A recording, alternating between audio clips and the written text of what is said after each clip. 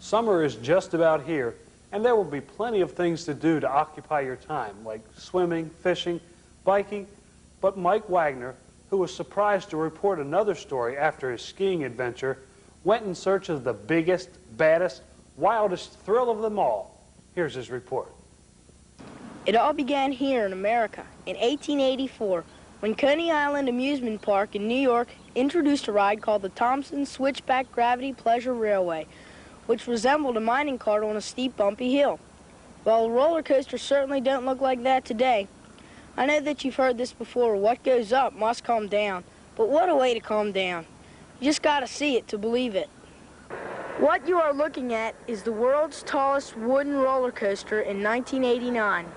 The first drop is an incredible, stomach-churning 157 feet with a force of 3 positive Gs, hurtling its riders to a speed of 65+ miles per hour within seconds, then into a bank turn, only to prepare them for another drop. This amazing machine's name is what else? Hercules, and its home is Dorney Amusement Park in Allentown, Pennsylvania. The track is over 4,000 feet long and carries its terrified passengers for 3 minutes, only to discover that they are ready to go again. Let's View the News talked with Laurie Wiesner and asked her what makes the coaster go so fast. Are there motors of some kind? Well, basically, when the coaster first leaves the station, there's a 55-foot drop, and that momentum carries the coaster to the first lift, and the only motor on the entire coaster is the motor lift, which carries the coaster to the top of the first hill. And from there on, the momentum carries the coaster through the entire ride back to the station. How long did it take to build this coaster? The coaster took approximately 18 months from the first conception to the completion of the entire project. Who designed Hercules, and how did they go about it?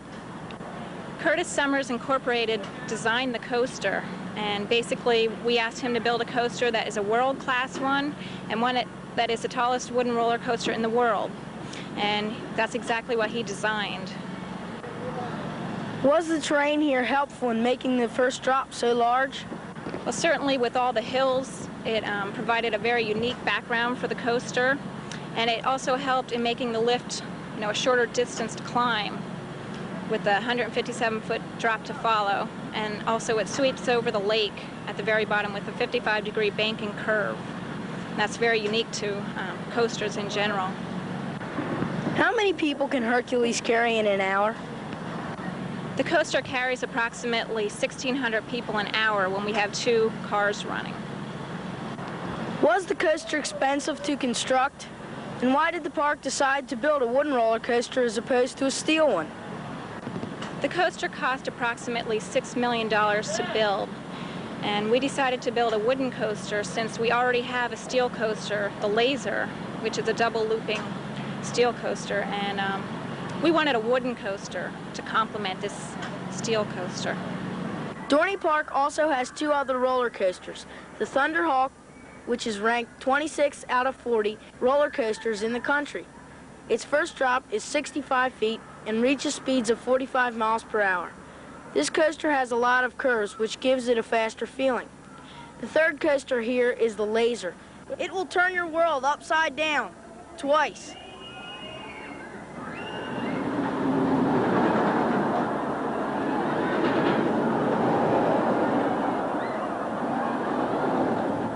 This creature serpentines its way around a metal frame track, and the ride on this beast is also incredible. The first drop is banked and is 90 feet high and reaches a speed of 50 miles per hour, propelling the riders into a teardrop-shaped loop, then immediately into another. The teardrop-shaped loop was developed in 1974 by West Germany's Anton Schwarzkopf. He became the first designer to use standard physics to turn the world upside down.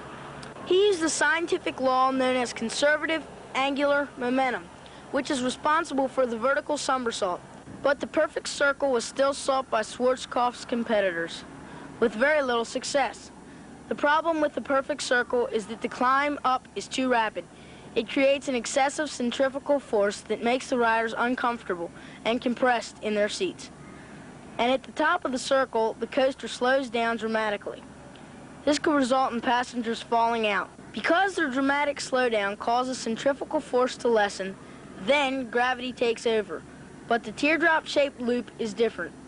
The climb to the top isn't as rapid. And since the riders spend less time upside down, gravity never equals centrifugal force, which keeps the passengers in their seats. I waited all day to ride Hercules, but now I'm not so sure. Wow, what a way to start a summer. Reporting from Dorney Park in Allentown, Pennsylvania, this is Mike Wagner for Let's View the News. Did you say the first drop was 157 feet?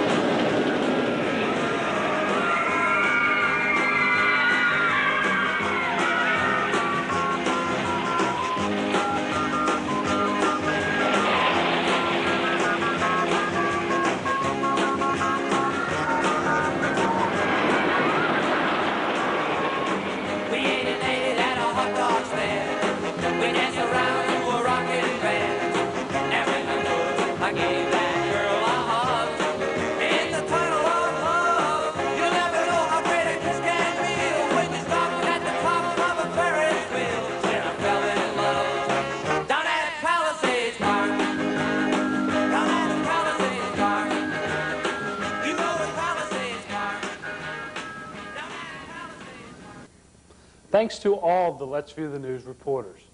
Well, that's our view of the news for this year.